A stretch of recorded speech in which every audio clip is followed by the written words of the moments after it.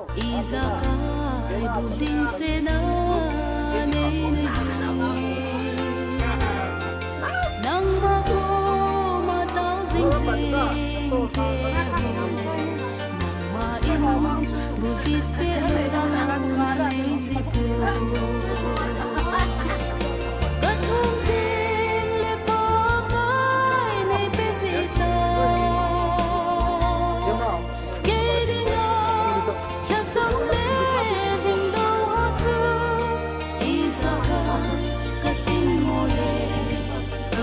cha thô dấu xin hết rồi nên cái gì ta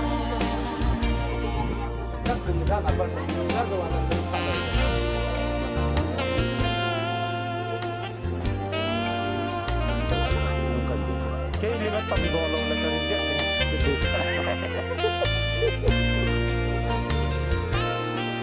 kahin na le kadam na sil ding le chen ding hin ho le phatha nang ma ka hin ba choi na o zong he nang ma ko na kam zo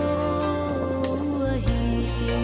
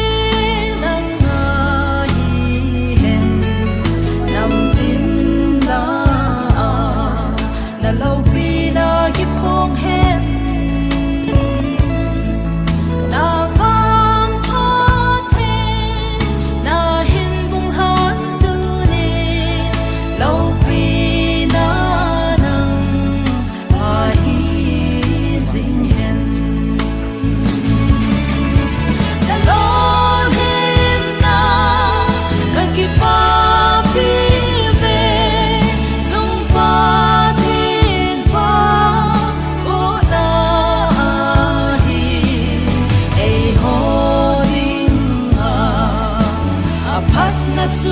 ngày lo amin lo pi đón gió đến thăng dinh hen ai ho ding a phát ngạt su ngày lo amin lo pi đón gió đến thăng dinh hen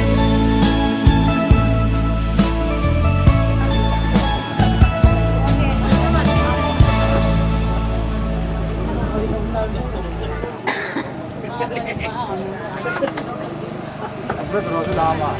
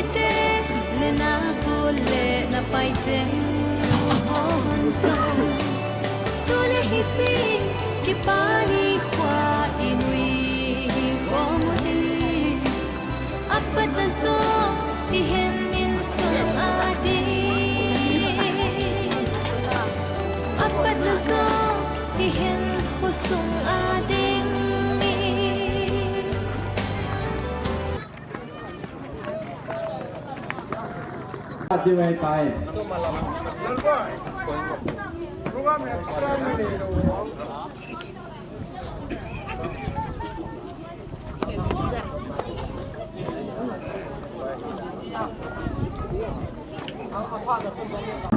Kepuan tu Chuleh Houbung tu Social Resort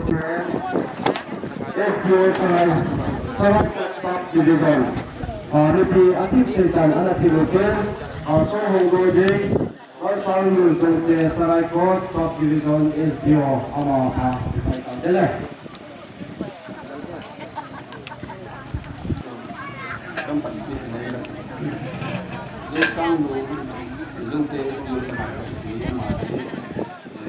Saatnya dalam kesempatan ayat kita mungkin ini nama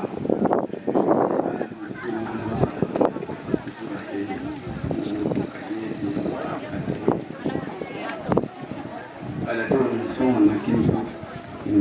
sampai ke Somni leku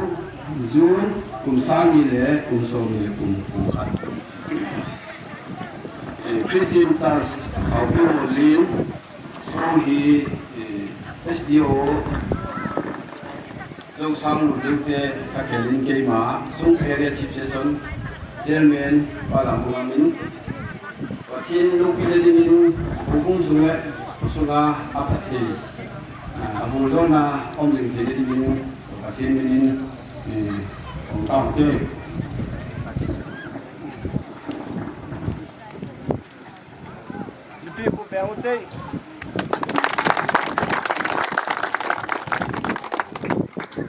Tại tại mình phun chúng ta sẽ chỉ ham các cái sinh thế cái này chúng sinh hành anh mình thì là chỉ là sinh thế cái kinh tế sẽ thế đấy. Em hỏi tôi lên bằng khổ, hồi trước cái thủ tục cuốn 26 June 2021, copy các bài chơi các buổi gặp ở đây, exercise sẽ ghi trong sân nhà. Số lao sân Long Sang Road, so SDO Sarai Court Subdivision, Sisipur. Dedicated by Pastor Chuleh Houbung Mate, elected by Church Committee of Lane.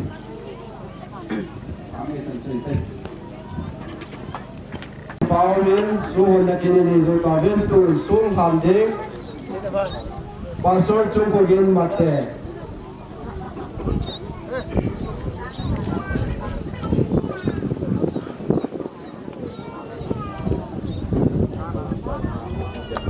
Lúc nên quay lại vào thì trong bạn là tên thế tên dòng chị xuống hồ về mẹ chị nào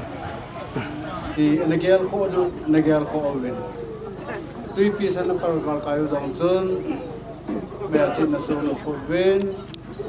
cha te con nung anh hết tiền lại cái bonam te hết on đi bên đó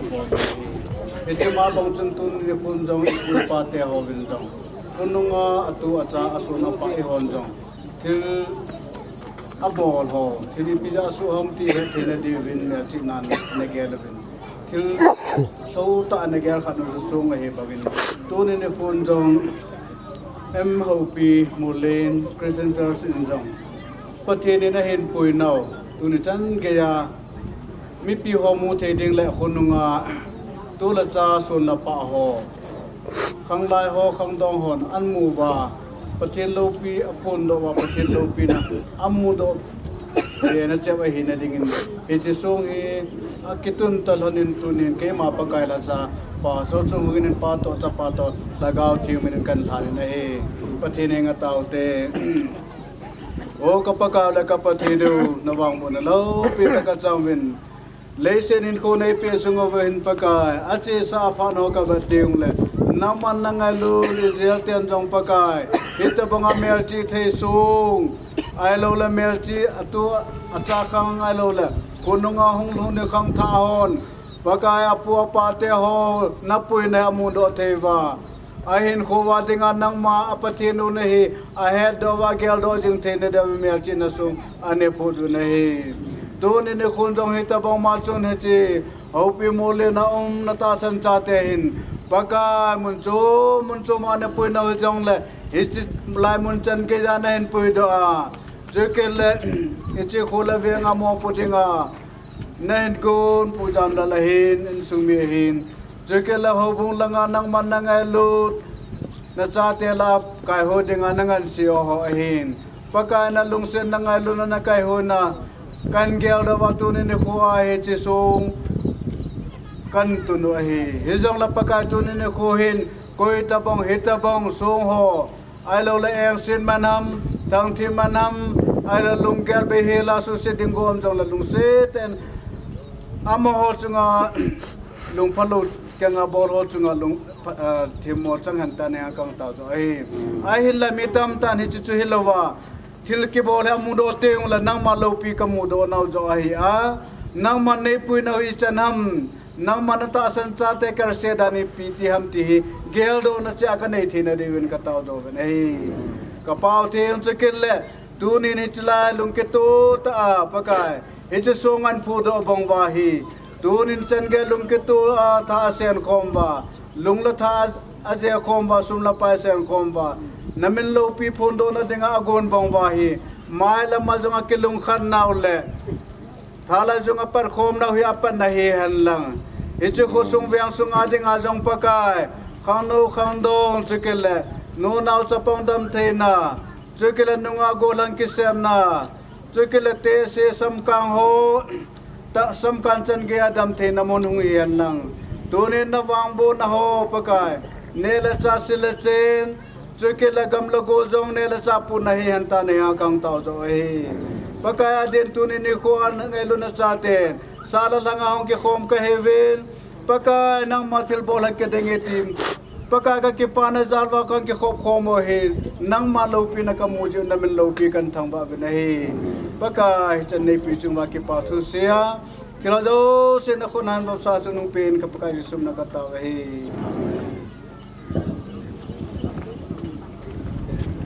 Pamin pathenin hot itu bangte ai musawa tunia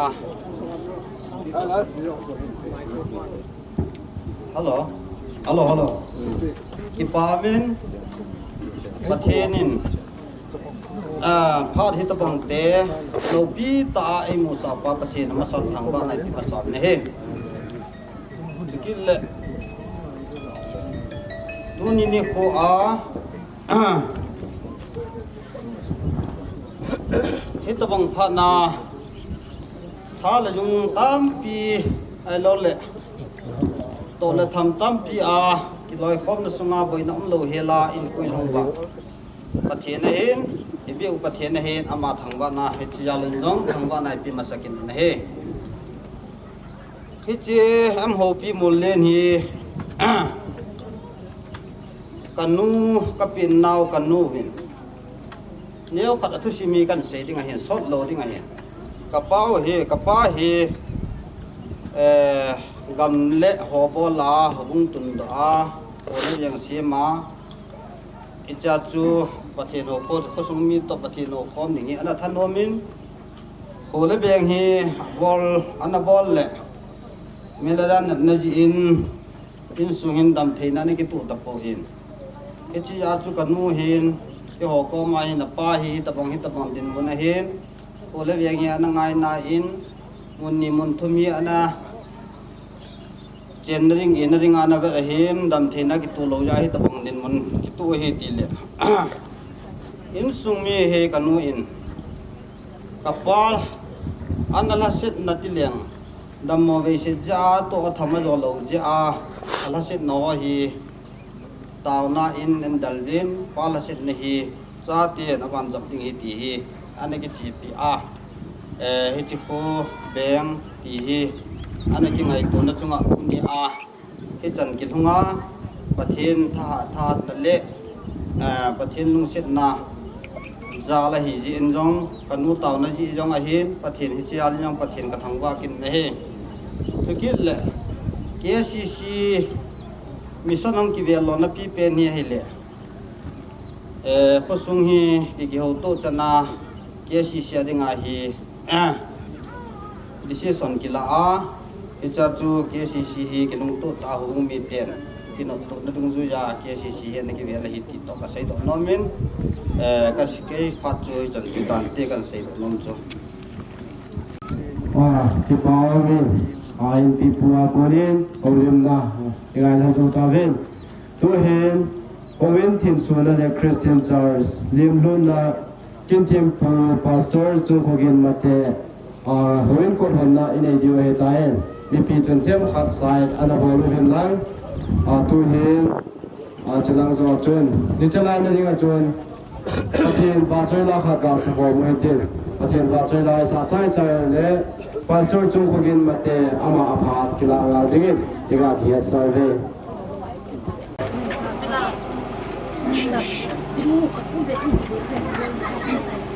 Houbung là nằm vào livo pathian trong nông bên vùng vợ chú chú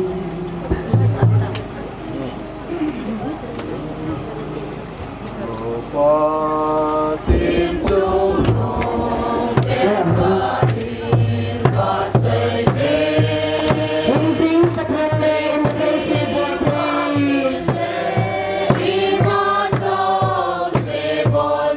Nông đông số gen thầy tiên mi chọn sinh tài Hãy subscribe cho kênh Ghiền Mì Gõ để không bỏ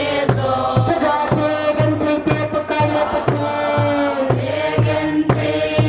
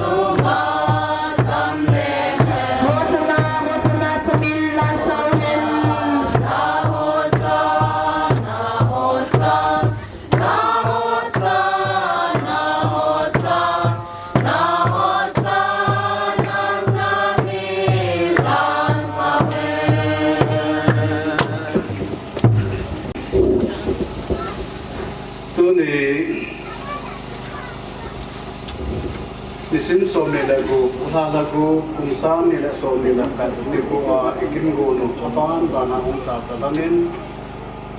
Haopi Mollen Christian Church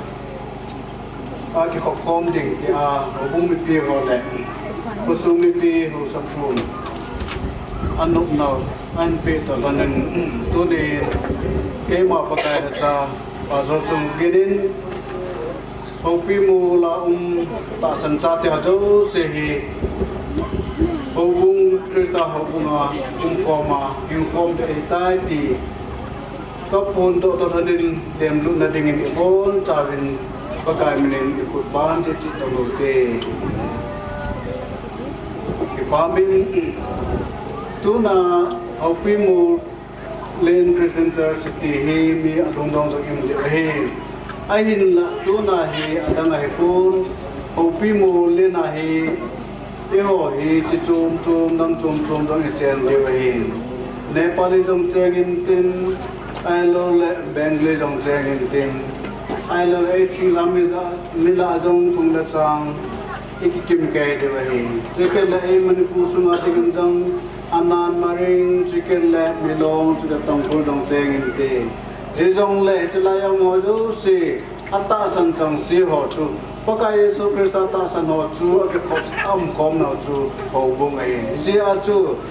koi na me jong le elai mona che ma jo se chu ko kai so prisa ta san ko me chu na ma hing kom jo se chu Houbung khana ke kom be ve ti chu Houbung pum kha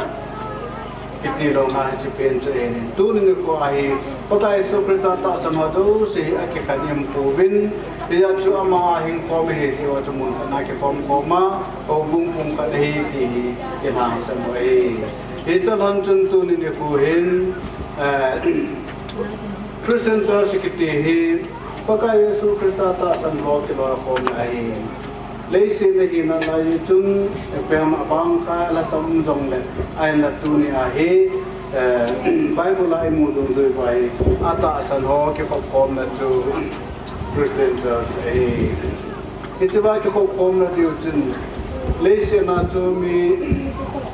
chi chum chum dong na patin kha tei boมีอินตั้มจัดจมูกแหละที่แรกข้างจนที่นาเก็บผมที่ไว้ไหนไอ้นับปฏิเราจะตุ้นเห็นพอวินเนวินอัจฉริยะปฏิโนนะมันนี่เนี่ยตุ้นเนี่ยคนตรงที่ว่าHaopi Mollenนะองพระสัตย์สันโหเฮละเอโกมุนาจะของผมนะที่เอวันเห็นตัดเจวินปฏิเนเลยครับปฏิมากูนะที่โมเดวินซ้ำนับเบอร์ดาสมนี่ละนี่Chang kha chicken la sam number somne le chang si chang li chimutin pakai ho na chute kyo chun ka ki pa le je sam number somne le chang si kya pan chun ho ko pi nam ho kyong de nun ko lu chan kyong nun lo pi leong lu na di che leong pa chu ko ham pakai ha chun ga do so le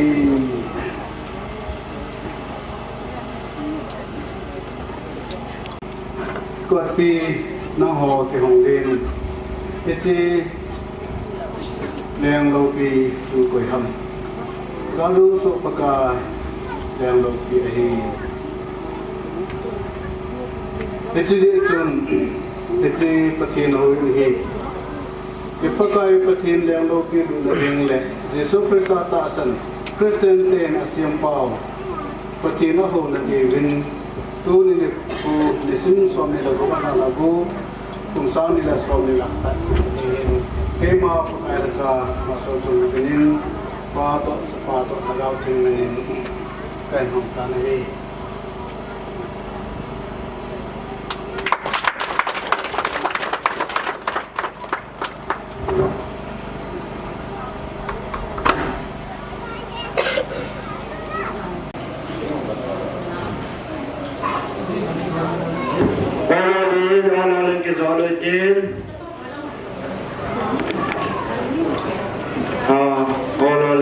Ololin.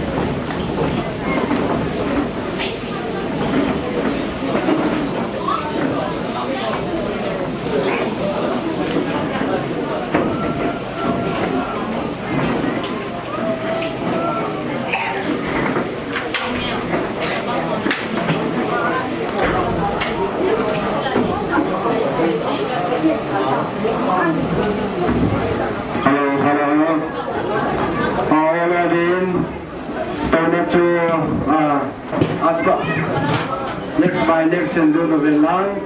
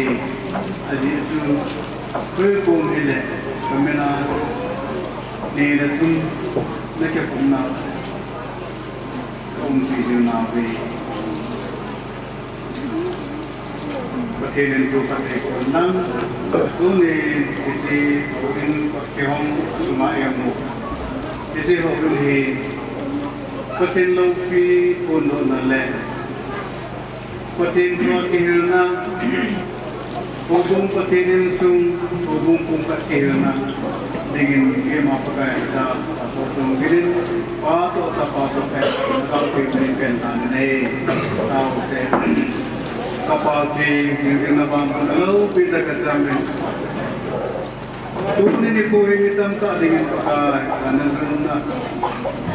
luyam na naman ni ko hitam pakai itu kumla ko hitam pakai nama negosiasi. Uzam nalin pakai su na anu koma. Anu kom tak jadi pakai. Nama hukum na dimun ang mai tan itu. Kan langin pakai nama pati pun pun nazar kan sadar itu itu ini itu teman lagi kan. Pakai nama Houinn tinggi mitam tak namu pakai. Mun lagi pana. Ay lola asumada na tuwa ke pauka na na tuwa ke hirna ay na tuwa isu dam na hi tagamang thai hodinga pakai hodinga mungkin asupa sekilal hubungin wala sabam te hodinga dam pakai suhan namun hong suci na din kata nahi sekilal tuna hubungi te hong karulan aku namu dam pakai Nunggal dat somse ta sedan dat somse hejong pakai nama ta sanjau se thakat kahir aki kan thelo kahir pe pakai nama nadi se teman lo pikat ne ai nak pakai tu ne ko au bu ki kan thya ka gya ko pakai này thì cái năng mà sản xuất đấy phá sản là thì lấy thì cái luôn sẽ tên thì lại am mau pudi mau jumpa cái năng mà ta sản đi cái năng mà ta sản đâu sẽ cái kan thì cái gì thì cái apa mà tagalan cái thế này đều cái tao này apa lagi asal ada change kan thêm cái punya atasan wajusi pakai sekresa atasan wajusi